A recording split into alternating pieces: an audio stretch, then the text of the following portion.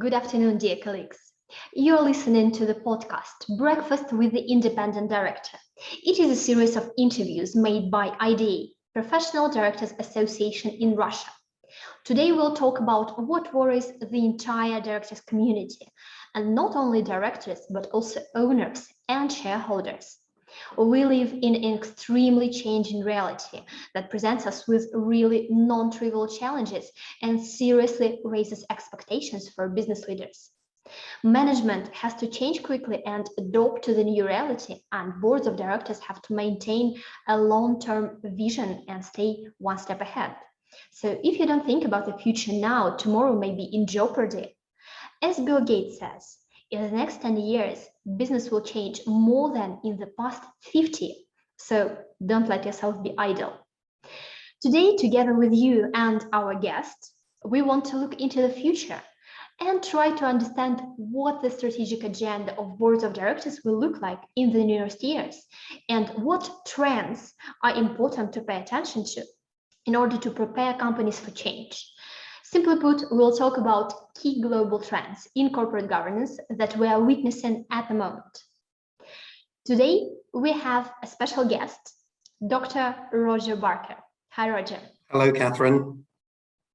If you don't mind, let me tell our listeners a little about your biography. So you are Director of Policy and Corporate Governance at the Institute of Directors. You are a regular speaker on corporate governance issues at a variety of leading universities and business schools. Previously at IoD, you served as Director of Corporate Governance and Professional Standards. You also led courses for IoD Charter Director program for us, and your name is on IoD course books as one of the authors. You also written a number of articles and books on corporate governance, including topics like corporate governance and investment management, the effective board, explaining corporate governance change in Europe, etc.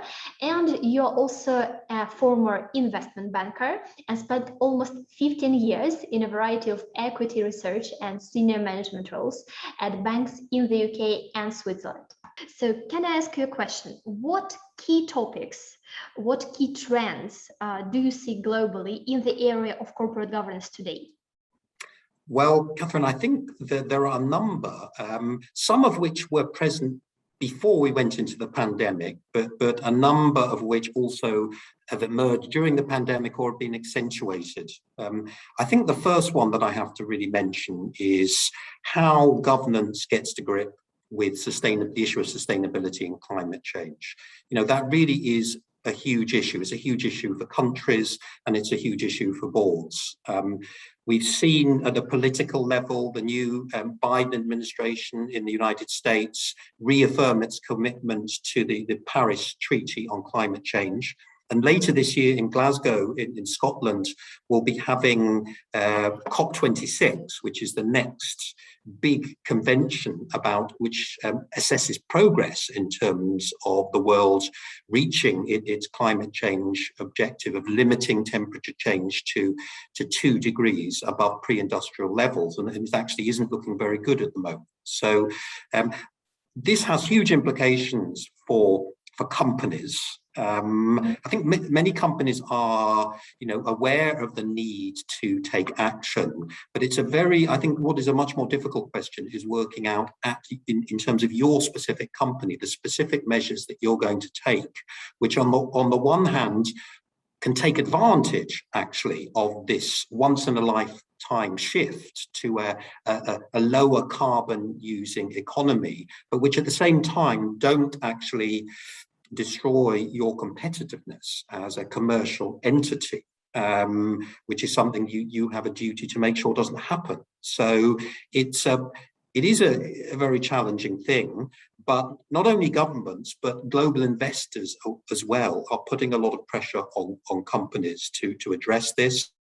Larry Fink, who is the CEO of the world's largest asset manager, BlackRock, wrote to CEOs of major listed companies earlier this year, saying that they're going to be scrutinizing how companies are addressing climate change, how they're reporting on the risks to their business models, how they plan to respond, and they're going to be using their voting power as shareholders potentially to vote against companies at AGMs if they feel that companies aren't doing a good enough job. So there is real pressure here, but I think that all good directors, all good boards will be wanting to address this issue in a very meaningful way. Of course, they have to decide how do they get the right expertise into the boardroom to understand the issues. Do they maybe need to think about their own composition as board of directors so that they have the right people around the table to think about this? But nonetheless, I think it's an issue that they have to address, and I think any good board will be doing so. I agree with you. It is a very hot topic right now. And we see that not so many countries actually are adopting their legislation to this new change in reality. For example, we can see some adopting changes in the USA, in Europe, in China, but lots of countries just simply don't have a legislation that covers this area. And I think that here it is a great challenge for all of the companies. They either adopt foreign legislation, or they have to somehow try to create new standards to be able to act in this area. And definitely the transition is going on. So what questions do boards need to add to their agenda in terms of sustainability? Well, I think one very important area for boards and for companies will be in terms of how they report on climate change and the risks involved. And up until now, there has been, I think, quite a confusing array of different ways in which companies were doing that, different reporting standards from different bodies, all well-meaning, but ultimately making it very difficult for investors and wider society to actually have transparency about how companies are addressing these issues. What I think is encouraging is that there does appear to be a degree of convergence now around one particular standard, which is the Tcfd Framework.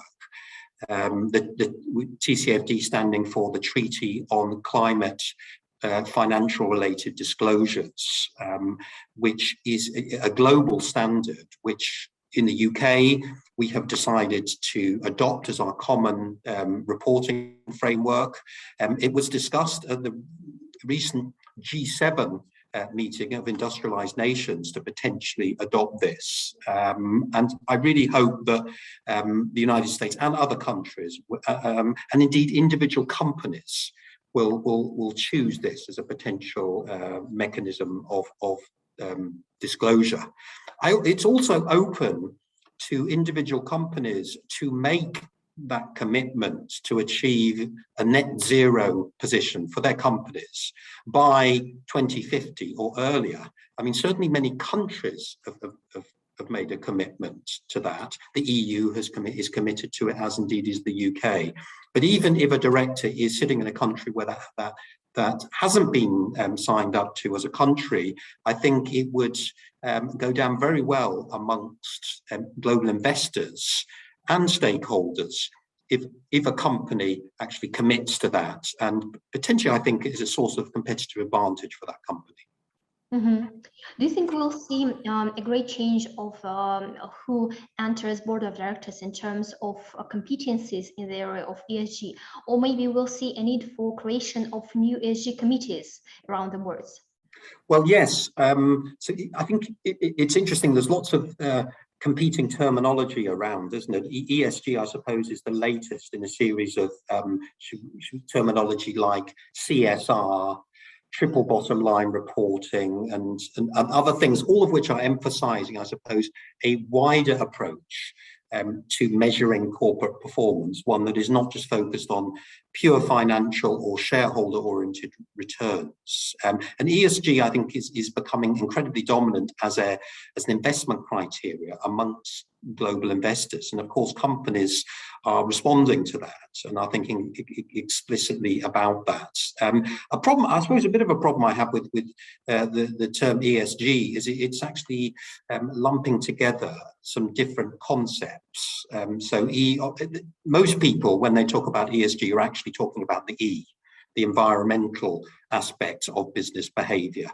Of course, the G is incredibly important, which is governance, which I would argue actually sort of sits above everything, because ultimately it's the governance framework which ultimately can determine how the company behaves in terms of its environmental policy and behavior, and also its attitude to society and employees and other stakeholders. But I think, one of the ways in which boards are trying to address this growing consciousness of ESG which is actually my second big hot topic in corporate governance, is in terms of increasing their inclusiveness and diversity as a body. And now, of course, this topic has been around as an issue for boards for some years now. Over the last 10 years, I would say the main focus has been on gender diversity on boards of directors. And in many countries, there has been some success, I would say, in terms of advancing gender diversity, less so at the executive level. But now I think there is a growing desire to see other dimensions of diversity appear in key positions. Particularly now, I think gender and racial diversity is an issue for boards. The state of California in the United States, for example, has a new law which is coming into action at the end of this year, which will require all boards of directors to have at least one member from an underrepresented background on the board. And NASDAQ, the tech market in the United States, is planning to adopt a similar requirements. So I think there's generally going to be a call for much more disclosure around these diversity issues. And in fact, that's happening in the UK as well, where the London Stock Exchange is planning to actually now have a much more standardized disclosure process for gender diversity across organizations of UK listed companies. So I think that's going to be a key issue for boards. And once again, investors are watching. They are ready to use their voting power if companies fall short on this issue. It is definitely a very, very discussed topic over the last maybe already 2 or 3 years. And a lot here, I think, depends also on the traditions and the specifics of each country, apart from regulations that are appearing. So what do you think? I see here 2 approaches. One, the regulations that aim to represent more types of directors in the board. But the other is the call from the directors themselves that say that they still feel that qualities of director, what a director knows, what director can do, and how a director can add to the competencies of the board is still the key essence of why a director is elected to the board.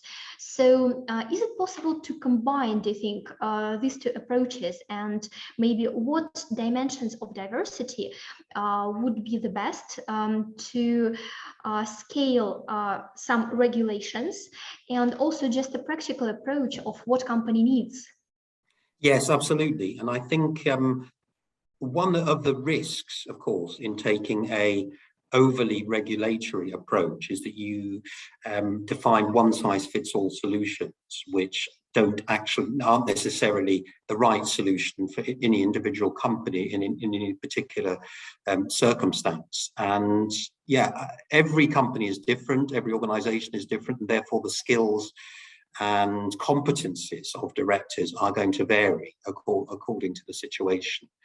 But I think there are certain, should we say, baseline characteristics of board members, which are going to generally hold true in any type of organization. I think any kind of director needs to have a basic fundamental understanding of corporate governance, of finance and of issues like strategy and leadership and how to assess leadership. And I think that those competencies are going to be needed everywhere. But of course, obviously, you have to add specific industry knowledge and specific company knowledge to those core competencies to make a good director in any particular situation. So I suppose that corporate governance in national jurisdictions, it's actually affected, I think, by two kinds of forces. On the one hand, you very much have the local environment, you know, the political and economic context in which you're operating as a company, which will give rise to some very specific requirements. But then, of course, also you are being influenced by, should we say, more global best practices, things that are happening around the world, best practices which are being advocated by investors, and by global institutions. The OECD is very influential, I would argue, in the corporate governance space. And so ultimately, what you end up with, I think, in terms of the specific governance framework, is a kind of a mixture of those two factors. And ultimately, you have to define, as a board, what is going to be right for you. Thank you, Roger. So let's move on. What other key trends do you see in corporate governance today? What else should boards think about? I think that another key thing is how we are coming as organizations out of the pandemic. The pandemic forced boards and many other people in business to make huge adjustments to their ways of doing business. Specifically, if you look at shareholder meetings, if you look at board meetings and really board meetings across organizations, there was just suddenly this much greater use of technology. And weren't we lucky, actually, that technology was actually ready for this moment when we needed it, when actually we had to go back to our homes. If that had happened perhaps 10, 15 years ago, it wouldn't have been the right time for us to be switching to Zoom and switching to other virtual forms of meetings. But luckily for us, it was, and we were able actually to test that technology. And in many cases, we have found it does work incredibly well. It's incredibly useful. But on the other hand, there is a lot of recognition of what we have lost from not meeting together in person, not being back together in the office, not having a board meeting, sitting, facing around the table our fellow directors. And so I suppose the challenge now for us and for boards and for governance is to determine what do we keep from our new approaches during the pandemic, and what do we say, well, you know, that we don't want to continue with that. We want to go back to the way things were. And it's still, you know, in my mind, not entirely clear as to how we're going to do that. And we see differences in approach between different parts of the world and also in different sectors. What's become apparent, for example, in the United States and also in financial institutions is that they are very keen to get people back into the office. You know, they point to the advantages of having better teamwork, more innovation, you know, a better environment to develop younger members of staff by being in the office. On the other hand, if you look at Europe and also companies, for example, in the tech sector, they seem much more relaxed of adopting a so-called hybrid approach to working, where technology continues to be used and people still are working from home. And those same arguments apply to board meetings and shareholder meetings as well. So it's going to be very interesting to see how these different attitudes pan out in practice. It's amazing how technology and innovation mixed together with the area of motivation and development of human resources. Actually, there is an opinion now that teams, human resources, people, etc., that competition for human resources moves from being a competition within one country to a worldwide competition, because teams can work remotely, people can work remotely, and there is no need to work for one company or one area in a particular territory. So that means that probably companies will be competing not only with their own market for good specialists, but also with the markets of another countries. So do you think boards should prepare for that, and how motivation should change? And in fact, I have to say, this is almost being used as a threat by companies at the moment, who are saying to their reluctant workforce who aren't very keen to return to the office, well, okay, if you are going to sit at home and connect via technology, then we can also play that game. We can actually look to hiring new team members in other countries elsewhere in the world who have just as many technical skills as you do, and are perhaps less expensive, and bring those into the team. So that is it's a risk for, I think it's a risk for those who are not wanting to get back into the office. But I think also inevitably companies are wanting to take advantage of technology. It costs a lot of money to rent large buildings in the center of large and expensive cities.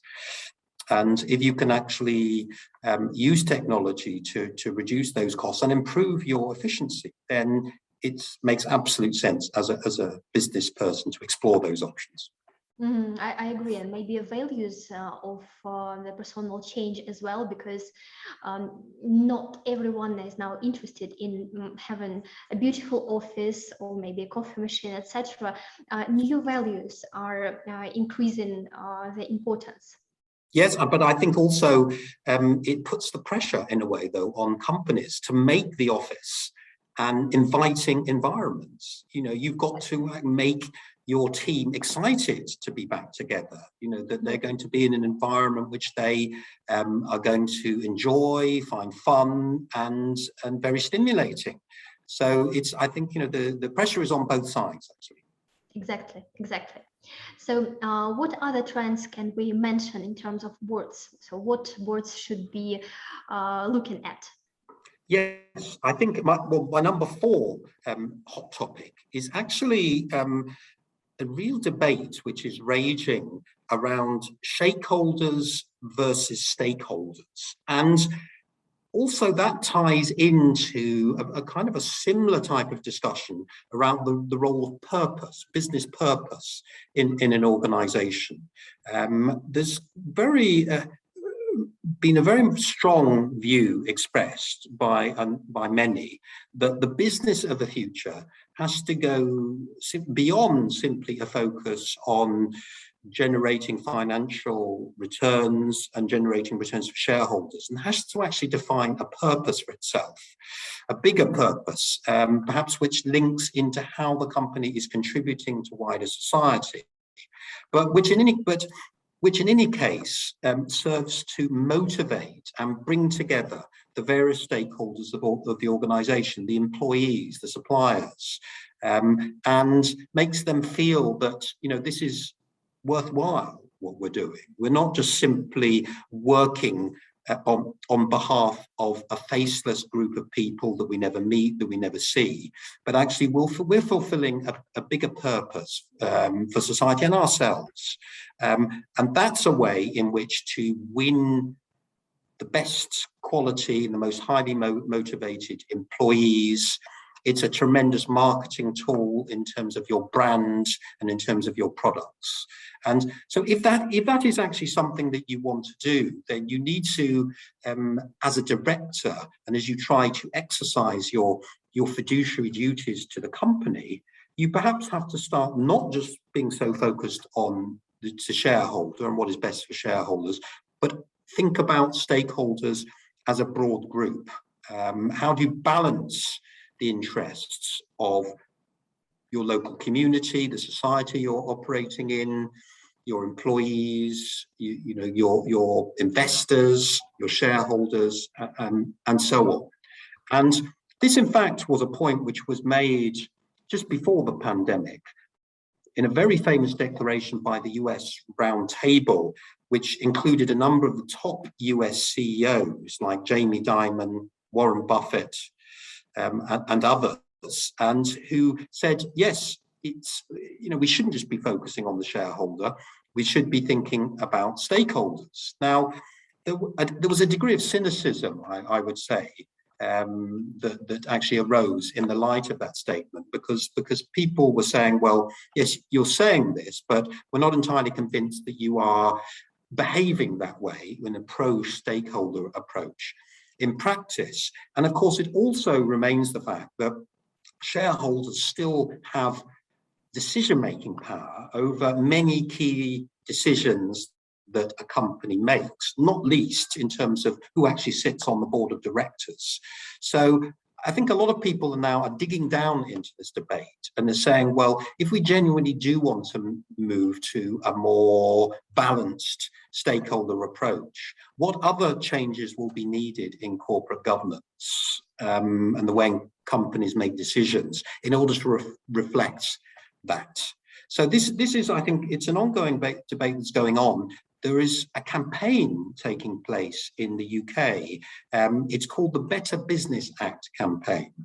And it's actually, the thinking behind it is to change our company law so that the fiduciary duties, the legal duties of directors are defined in a way which allows them to balance these interests of different stakeholders, so that it's up to the board to decide who are the most important stakeholders for their organization. It may well be shareholders, but it could be other stakeholders. And therefore, in terms of their decision-making, orientate towards, the most important stakeholders, whoever they are. Whether or not the government will actually accept this proposal and will make changes to the law, we'll have to see. It's perhaps still some years away from that. But if you look at the United States as well, where company law occurs at a state level, there are a number of states in the United States which do reflect that stakeholder approach in their company law, although of course most companies tend to be actually incorporated in Delaware, which is much more of a pro-shareholder jurisdiction. But I think this is a growing issue under discussion in many countries. How do we actually reflect the interests and the wishes of a wider group of stakeholders in corporate decision making? I'm completely with you here on that. And we see similar trends in Russia.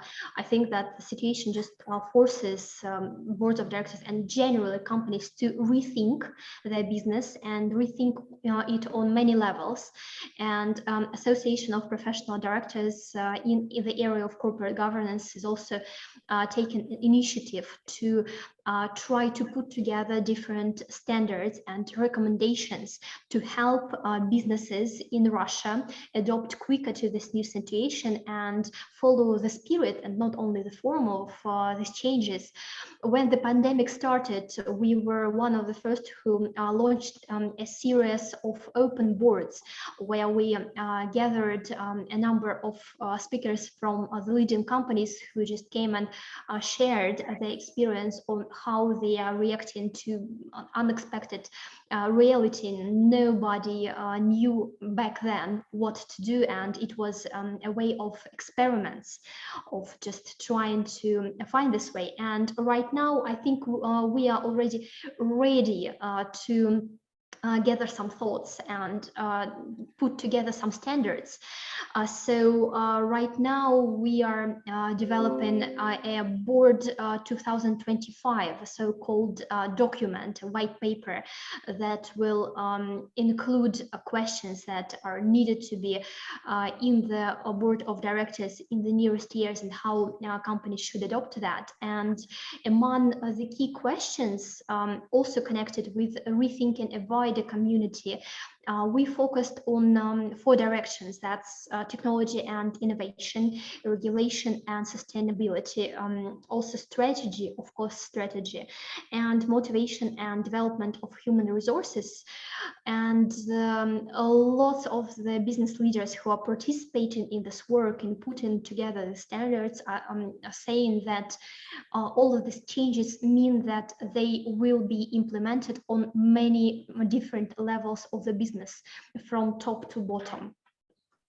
Very good. Yes, I think two particular areas where I think this issue of shareholders versus stakeholders becomes very important, I would observe, is one is in the area of executive remuneration. What we sometimes observe is an executive pay policy which entirely ties the executive's reward to increases in the share price. So, for someone who supports more of a balanced stakeholder approach, that wouldn't be a good structure for a pay plan. You would want to have other performance criteria in there, which reflect addressing issues like climate change, for example, but also other aspects of performance. Another point where you really see this debate becoming crystallized is in a takeover situation. And so you have, for example, another company which is making a bid for a target company. And often that situation, what we observe in the UK is that situation just simply becomes a bidding war in terms of the share price. So who can offer the highest share price in order to acquire that company, when actually really what we need is to think, who is going to be the best owner of this company in the future? Who is actually going to develop the company over the longer term in a way which is best for everyone connected with the firm, not simply who can today offer the higher price in an auction for the company. So I think those are two areas where it really does come into sharp focus. Roger, I know that you have number 5 in your top hot Yes. trends. So what is it? Tell us. Yes. So my 5th hot topic really is about the return of the activist shareholders to the market. During the pandemic, we had a kind of suspension of normal market activities. Shareholders, of course, were somewhat in the background, I would argue, during the pandemic. It was all about keeping companies going. Governments around the world played an absolutely crucial role with their programs of support in terms of keeping workers in employment, and shareholders really had to just sort of step back and wait for things to improve.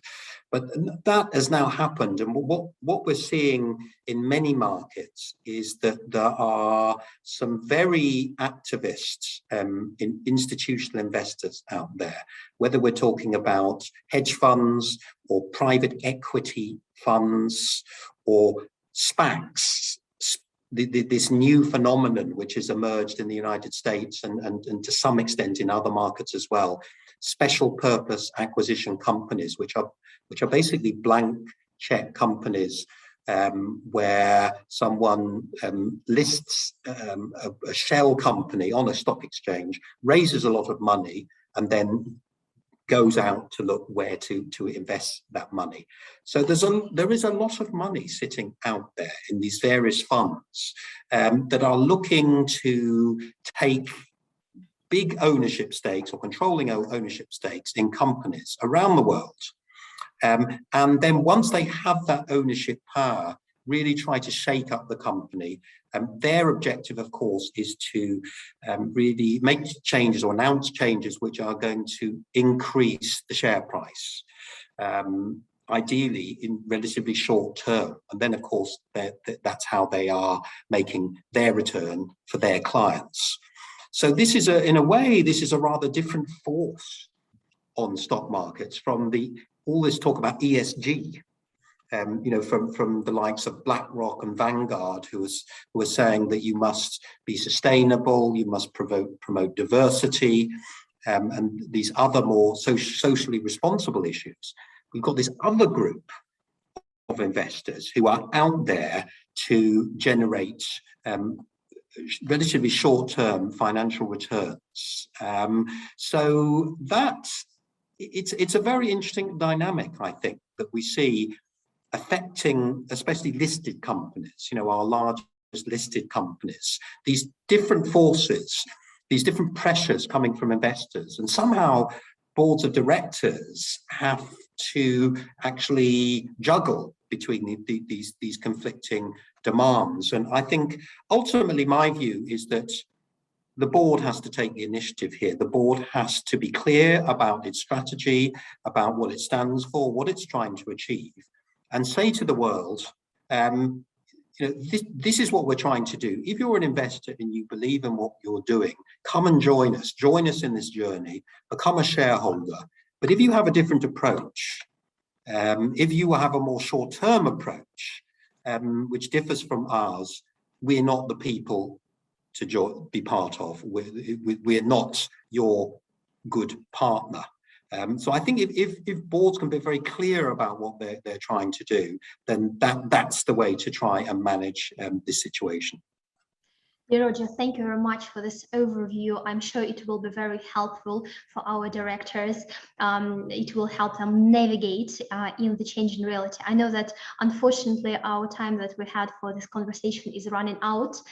So I just want to say as a bottom line that IoD and ID have been partners for over 12 years now. It is the 13th year anniversary that we're talking with Roger.